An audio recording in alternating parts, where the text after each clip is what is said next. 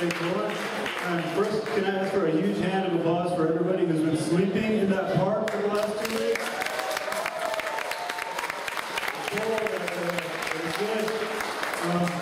Now I'm here to introduce my good friend Johny Sundstrom, who is an activist from way back in the 60s that I first met in the 80s, actually, 20 years ago. And I'm going to tell you, when I first met Johny, I didn't know anything about him, except that he and his whole community were intelligent, intellectual people living on a farm raising goats. And I thought that made more sense than anything I'd ever seen. I thought that was so cool. I was very impressed back then.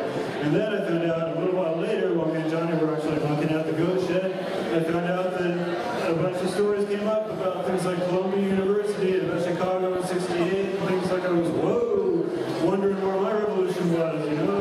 Seemed kind of, I was very impressed at the time. I have to say, it spun me in a little different direction, but I'm bringing it up to here now, and I had a conversation with an older gentleman the other day where we were talking about change and how long it takes, and how things like constitutional amendments and changing the government take, 40 years to get that stuff going. And I have to look back and realize that Johny and his friends started it 40 years ago. And now we're putting the last nails in the coffin, ladies and gentlemen. So right now, we are going to make the change. But I want to bring Johny up right now to read something he's written for us.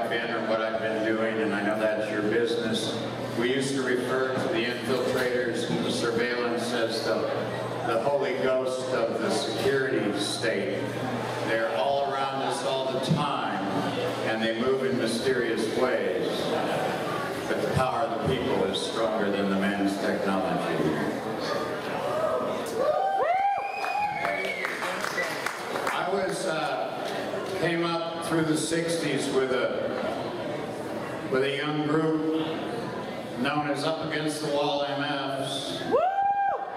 And we were classified as a street gang with an analysis. Go figure. When we use the word occupation, it usually referred to a job. And when they told us to go home and get a job, they meant it. And now, if they tell you guys to go home, tell them that it got foreclosed and you used to rent it, but it's gone. If they tell you to get a job, tell them there aren't any. I saw it in the pamphlet. What I want to point out tonight is that the Arab Spring, how's this sound? Am I too close? They say Johny never met a microphone he didn't fall in love with. But the Arab Spring has now turned into the American Fall.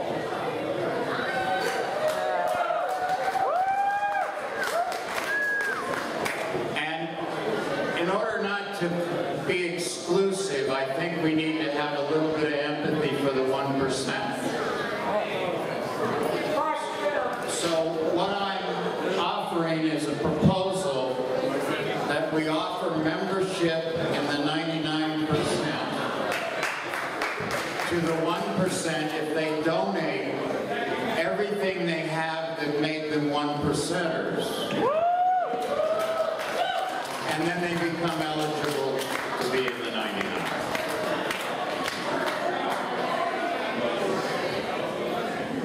As we moved into this season, I recognize that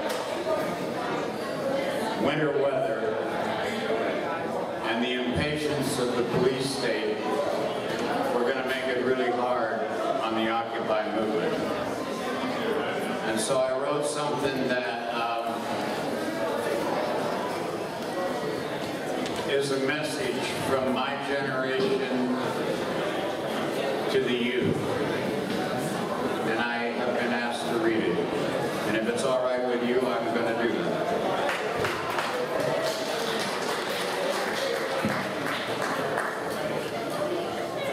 Salute to the youth of the Occupy movement. From activists of the 60s and others, let it be said that the first post-World War II generation, raised in the emerging affluence of the 50s and growing into adulthood during the birth of rock and roll, the heartache of Vietnam, and the social recognition of the civil rights of all people. Let it be heard loud and clear that the signed-on activists, of which there are now 91 from around the country onto this letter, let it be said and heard loud and clear that these signed-on activists and others of our generation endorse, support, and offer our own heartfelt passion and the full extent of our abilities and the availability of our assets to the process and the progress of the Occupy movement. Humanity's struggle for freedom and the evolution of justice for all has been characterized by alternating periods of dormancy and punctuated bursts of renewed momentum and change. We view your efforts as an extension and culmination of our own and of those who came before us. And we recognize the new heights of participatory democracy and idealistic hope to which you are lifting us all. As the decades have passed since we were demonstrating in the streets of this country and challenging its status quo in the corridors of power, as these decades have passed, there's come about an ever-increasing shift in the wealth of this nation, an ever-widening attempt to dominate the affairs of other nations, a fearful erosion of the potential for liberty both here and abroad, a sustained corporate assault on the inalienable right to the pursuit of happiness, and the wholesale profit-driven degradation of a healthy earth for everyone, even for those of the 1%. We welcome your energy, your clarity, your resolve, and your commitment. You truly are the next stage in the quest for a humanity at home on this planet and for a safer world, cooperating and advancing the betterment of all. You, as the next chapter in these international challenges, are both our children and our mentors. We encourage your refusal to adopt the limitations of a set of demands. For in our experience, that strategy brings about divisiveness. We applaud your resistance to the temptation to name leaders and your embrace of shared leadership as the only valid organizing trajectory aiming for success. And perhaps, above all, we welcome your ability and credo to avoid feeding the frenzy and appetite of a voracious, fickle, and ultimately destructive establishment media.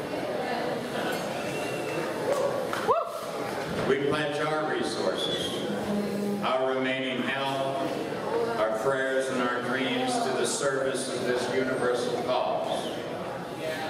We look forward to the remaining days of our lives being re-energized and nourished by your dedication to the righteousness of the age-old hunger for freedom and the thirst for justice that were at the absolute core of our own days on the front lines.